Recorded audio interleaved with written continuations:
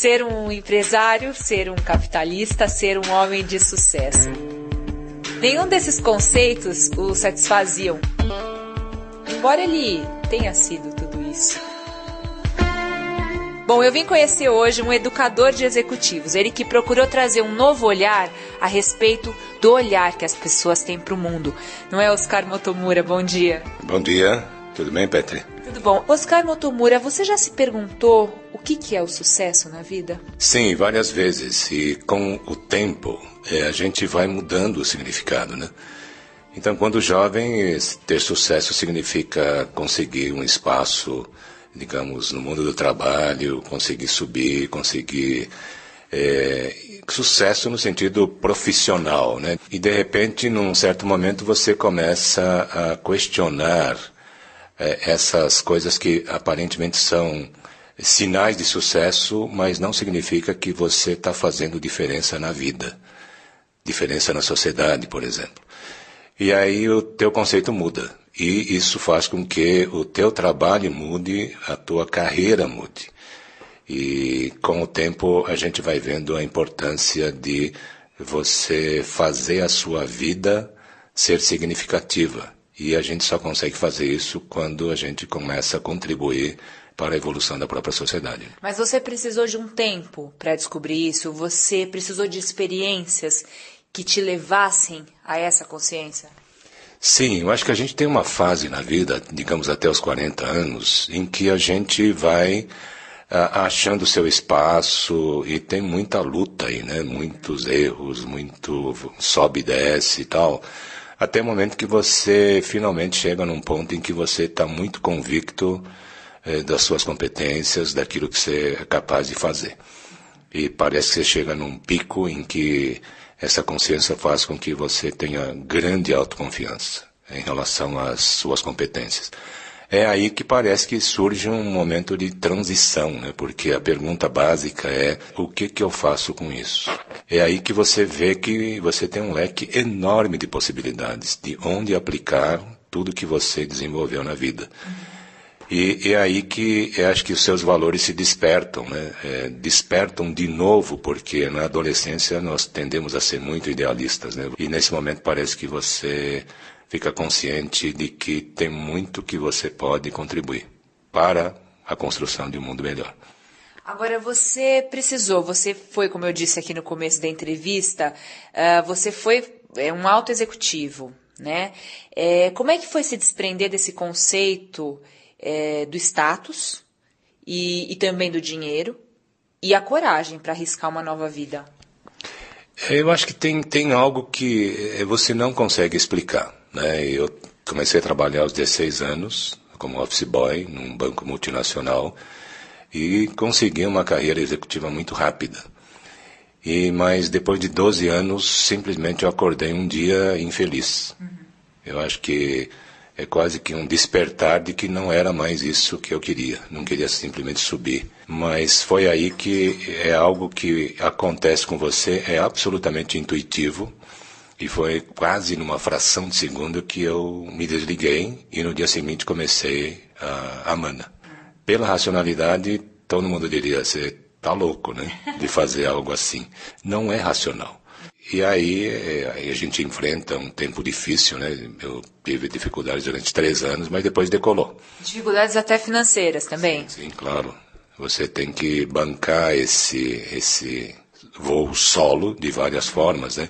A gente já vai falar da Mana, mas antes eu queria saber o seguinte, Oscar Motomura: coragem. Você se considera uma pessoa corajosa? Eu nunca penso sobre isso, né? Se eu sou corajoso ou não e tal. Acho que nós todos temos nossos altos e baixos, né? De vez em quando você fica receoso de certas coisas, você, com família, pensa no risco, né? Que é de um voo solo e tudo mais. Já tinha família, já tinha uma filha. Então você pensa um pouco nisso, mas é interessante que não é, mais uma vez, uma coisa racional, né? É como se fosse algo que faz você ir. Você surfa, você sabe, você vai e tem uma convicção atrás, né, de que você vai conseguir. E talvez todo o histórico anterior te dá uma força nesse sentido de que você sempre foi superando as pequenas dificuldades e acaba desenvolvendo uma fé de que não importa o tamanho do obstáculo, você vai conseguir chegar lá. E aí você acabou desenvolvendo um trabalho de trabalhar com executivos também. Um trabalho de talvez despertar o que você chama de intuição, alguns chamam de norte ou mestre interior, enfim, de despertar essa mesma certeza do caminho para outras pessoas? Sim, na verdade, começou tudo eu comecei com uma empresa de consultoria na área de planejamento estratégico. E assim que nasceu a Mana. Só depois de uns 10 anos que nós entramos nessa área de educação executiva. Até para capacitar os líderes a perceberem coisas que estão gerando problemas no dia a dia. Por exemplo? Por exemplo, uma empresa que começa a ter resultados ruins, começa a perder liderança, grandes organizações que declinam. E você começa a ver o que acontece nas organizações, né? Por exemplo, o excesso de racionalidade e o excesso de métodos faz com que os próprios líderes não criem mais coisas novas, mas virem um pouco um aplicador de receitas. Eu acho que a capacidade de criar é a coisa mais valiosa que o ser humano tem, e as organizações, pela estrutura que criam, acabam abafando a engenhosidade e a criatividade das pessoas. Mas será que esse não é um sistema que a gente vive hoje? Esse de tentar fazer... E não é nem o sistema, talvez, ou até o comodismo das pessoas, que levam as pessoas a fazerem só o automático? E o mais interessante é de que isso acaba virando o caminho certo, que até as próprias escolas e as universidades passam a ensinar algo mais metodológico, e nós começamos a trabalhar nos nossos processos educacionais algo diferente, contracorrente. Agora, o X é desenvolver líderes e pessoas capazes de resolver equações impossíveis com soluções que sejam inéditas, não simplesmente aplicando metodologias já conhecidas. A origem está na evolução da pessoa. Então, para você ser um líder, você precisa evoluir de forma muito profunda como ser humano, porque senão não vai dar. Senão vira algo cosmético, mas não é um negócio que vem lá de dentro. Mas muitas vezes, Oscar, o conceito da ética é só um conceito. Como é que é trazer, e você trabalha com grandes empresários, são multinacionais que vêm te procurar, e como é que é trazer essa ética para a prática, esse despertar? Eu acho que para trazer isso para a prática, acho que a coisa mais poderosa é você contar suas próprias histórias, né? Então, eu já vivi situações pesadas em que você tem que fazer uma escolha. Como, por exemplo, vir um projeto de consultoria muito grande e você tem que flexibilizar a ética para ganhar o projeto. A gente nunca fez isso, né? E aí a gente começa a ver o efeito disso no longo prazo. Nós vamos evoluindo, nós estamos crescendo, mesmo sem aceitar projetos que venham com alguma coisa que não seja ética, a gente nunca aceita isso. Agora, a gente vê continuamente essas empresas que têm essas práticas declinarem e morrerem. Então, no longo prazo, a ausência da ética, ela volta para a pessoa que tem essas práticas. Então, isso a gente vê continuamente. E na medida que você começa a trabalhar nessa direção, é impressionante como isso ressoa nas pessoas, né? Nos líderes. E muitas vezes eles são despertados para essa busca que nós precisamos neste país de trazer a ética em tudo que a gente faz, nas pequenas coisas do dia a dia, né? Não estacionar em fila dupla, coisas desse tipo, mas em grandes decisões que você faz no dia a dia como líder, você sempre estar com foco na vida no seu sentido mais amplo e na busca do bem comum. Você fala muito dos líderes, né? E são eles muitas vezes que te procuram. Mas num mundo como o nosso, é possível termos só líderes?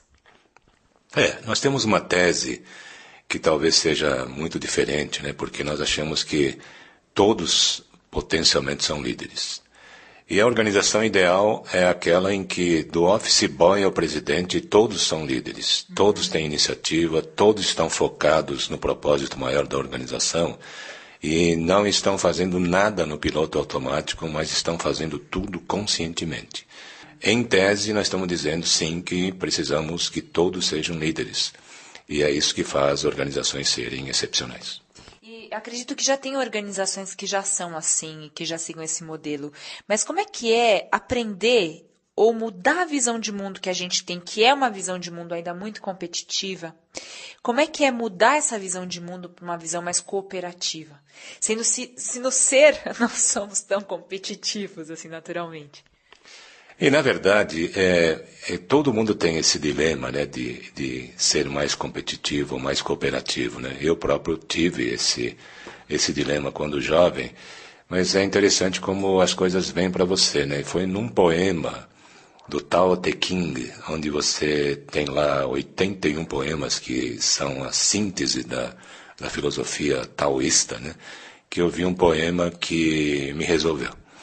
E o poema diz mais ou menos o seguinte: o melhor atleta quer seu oponente em sua melhor forma. O melhor general consegue entrar na mente do inimigo e assim chegar à paz. O melhor governante segue os desejos do povo e o melhor empresário busca o bem comum. Todos eles têm dentro de si a virtude da não competição. Não que não gostem de competir, mas quando competem, o fazem no espírito dos jogos, do play, e nisso são como as crianças e estão em harmonia com o Tao. O Tao é o caminho para a iluminação. Então, o jogar, o competir com o outro, né, para se divertir, né, como as crianças fazem, essa é a única competição sadia. Todo o resto é ilusão. Porque, na verdade, a competição, inclusive, que a gente vê no mundo dos negócios, extrapolado para o contexto maior, pode estar gerando guerras. E o entendimento da energia do ser humano nesse sentido é que eleva a consciência, porque é através exatamente da cooperação plena que nós chegamos ao bem comum. Como é que você pratica isso na sua vida? Inclusive com ferramentas mesmo. Existem ferramentas que você usa? Práticas de corpo, arte marcial? Existem ferramentas que o mundo pode oferecer para a gente treinar essa nossa inter-relação com o mundo? Sim, no mundo educacional eu acho que já existem muitas ferramentas, né, jogos cooperativos que mostram isso. Nós usamos alguns deles no próprio programa com executivos, né? E fica evidente assim como é que a gente consegue otimizar os resultados na medida que a gente deixe de ficar fragmentado, né? E a gente consiga a cooperação plena. E cooperação plena não é simplesmente ajudar quando as pessoas pedem ajuda. É você ver quem precisa e ir lá ajudar, desprendidamente.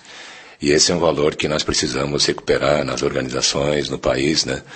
Mas tudo isso eu acho que as pessoas captam, porque é como se isso tudo ressoasse no ser humano, né? Não precisa convencer pela mente. Então nós somos seres cooperativos por natureza. Comunidade é algo que nós precisamos resgatar. Mas mesmo o conceito de cidadania é um conceito assim de nós sermos parte de uma grande comunidade. E que a gente, no momento que a gente perde isso, nós começamos a fazer uma série de coisas nonsense. E isso que acaba gerando uma série de problemas que nós temos no mundo hoje, né? Então, por isso que essa desconexão. Essa desconexão, isso. Perder o senso de comunidade. Então, é o egoísmo que se instala. Então, o indivíduo que egoisticamente pensa só em si e não pensa nos outros. Agora, um fato interessante é de que isso também, essa fragmentação é a fonte de infelicidade, né? Porque é exatamente quando você tem o senso de comunidade extremamente evoluído, é que as pessoas são felizes, coletivamente felizes.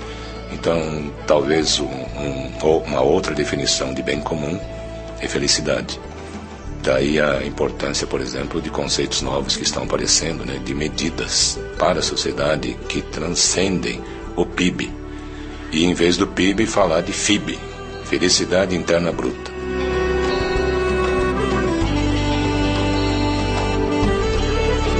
Oscar Motomura, que é essa pessoa, esse ser, ele que ensina tantos empresários nesse trabalho que ele faz aqui na Mana Kei, e que recebeu aqui o Caminhos hoje nesse espaço verde, afastado, um pouco afastado do cinza de São Paulo, embora ele também esteja ficando já cinza também, né, Oscar? Muito obrigada por receber o Caminhos aqui nessa manhã, tomar um chá com a gente, um bate-papo. Foi um grande prazer conversar com você, Petri. Obrigado.